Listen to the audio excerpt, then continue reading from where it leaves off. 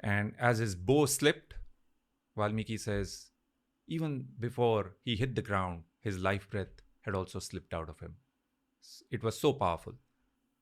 What do you make of the weaponry after your studies?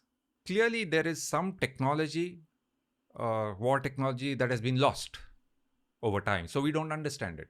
Some of it is possible to understand. For example, the description of the missile that I gave. Yes, you would say some sort of a chemical reaction which generates fire, and therefore the arrow zips forward and strikes.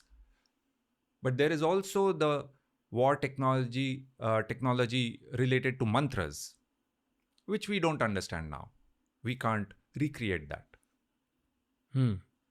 That's clearly written in the Valmiki Ramayana Yes. that there was some element of. Well, there are descriptions of them, using mantras to fire up weapons. So Vishwamitra taught Ram and Lakshman about a lot of weapon systems. And how they exactly work, we don't know. But then what's written in the Valmiki For Ramayana? example, there is a list of weapons, right? There's a long list. And I suppose that was clear for someone at that time what it meant. In fact, some of these weapons were also told that, all right, for that astra, there are two variants, the dry and the wet type. Okay. So it's a listing. Wow. Okay. Yeah. So it's not just limited to the Vimanas, because that's what's made it to the West.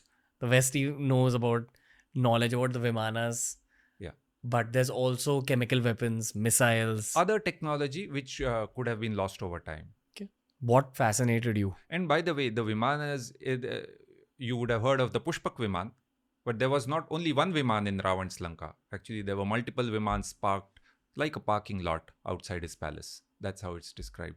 Okay. Yeah. What fascinated you the most amongst all this weaponry talk? What fascinated me was that the Vanaras had nothing in terms of this weaponry.